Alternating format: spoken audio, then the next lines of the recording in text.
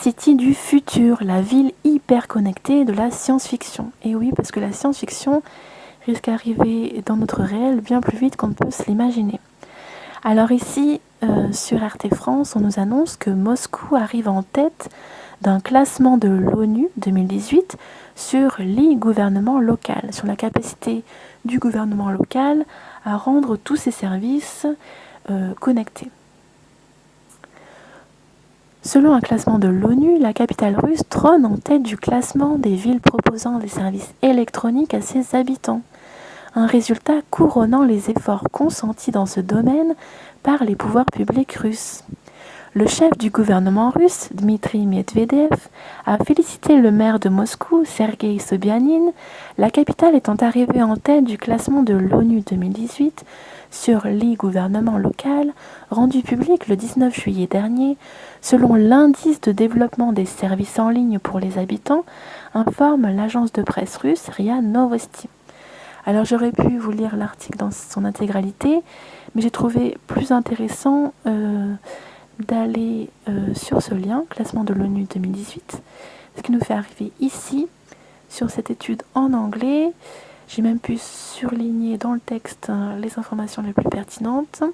On apprend notamment que tous les pays du monde, absolument tous les pays du monde, sont sujets à un programme global qui les oblige à connecter tous leurs services publics en ligne, qui les oblige à couvrir un maximum de territoires de leur pays et également qui les oblige à mettre en pratique tout ce qui est objet connecté.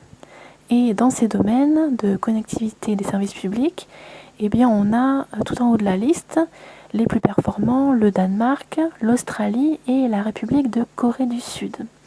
Donc ceci concerne les ICT, comme on dit en anglais, c'est-à-dire les technologies de l'information et de la communication.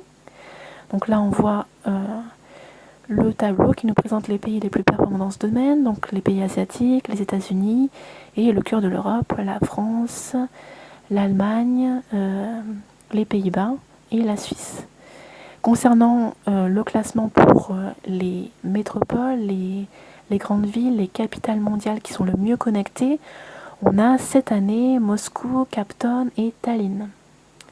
Ensuite, qu'est-ce qu'on peut ajouter de pertinent ? Eh bien, comme d'habitude, on sait qu'au niveau des hautes technologies, de la connectivité, ce sont les États-Unis, donc l'Amérique du Nord et l'Asie qui sont les plus performants, peut-être un peu parce qu'ils financent beaucoup plus leur éducation à ce niveau-là, et il y a beaucoup plus de programmes dans les hautes écoles qui rendent la population performante. Ensuite, on voit que parmi les meilleurs pays dans le classement, on a des pays qui sont arrivés très récemment, donc qui ont fait énormément d'efforts, et ils viennent la plupart du temps d'Europe. Donc c'est la Biélorussie, la Russie, la Grèce, le Liechtenstein, Malte, Monaco, la Pologne, le Portugal, Chypre et le Kazakhstan.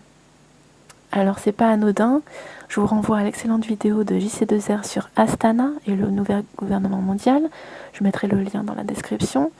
Voilà, le Kazakhstan et la Russie qui sont les meilleurs, c'est pas innocent du tout. Ensuite on a bien sûr l'Amérique du Nord, les États-Unis et le Canada, avec l'Uruguay, pour le seul continent américain. Pour l'Afrique, on sait qu'il n'y a que 4 pays qui obtiennent la moyenne dans ce classement sur les 50 pays africains. Mais vu la déferlante du Wi-Fi, de la 5e génération de Wi-Fi qui va être la 5G, on se dit qu'il n'y a pas que l'infrastructure qui est importante, il y a tout bonnement les objets connectés qui vont supplanter Internet, puisqu'Internet n'est pas arrivé partout.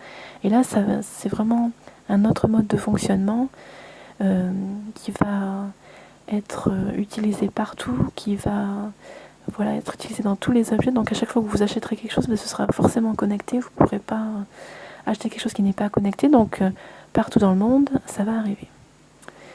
Donc il y a une forte corrélation entre le niveau global du pays. Alors est-ce qu'il s'est mis assez rapidement et ça a été assez proportionnel, son évolution du point de vue connectivité et internet et puis services en ligne, donc virtualisation, et l'état du gouvernement, donc le fait que le gouvernement soit assez moderne. Donc voilà, donc comme je vous le disais tout à l'heure, tous les pays du monde sont sujets à cette nouvelle législation. Donc moi c'est la première fois que je le vois écrit quelque part, en anglais, en russe ou en français. Par exemple, les langues qui apportent le plus d'informations dans la presse alternative. Donc je pense que ça nous annonce beaucoup de choses. Voilà. Donc il y a beaucoup plus de pays qui ont fait des efforts. Avant, il n'y en avait que 154 qui étaient plus ou moins au niveau. Maintenant, il y en a sur les 193, 176. Et tout en bas, aux surprises, qui s'occupe au niveau mondial à l'ONU du département de l'économie, des affaires sociales et surtout des hautes technologies, eh bien ce sont un Chinois et un Américain des États-Unis. Il n'y a pas de Français, il n'y a pas d'Européens. Alors est-ce que c'est dû, je le répète, au niveau de formation en Europe sur les hautes technologies, sur la connectivité, sur Internet en général? C'est tout pour cette vidéo, à tout à l'heure.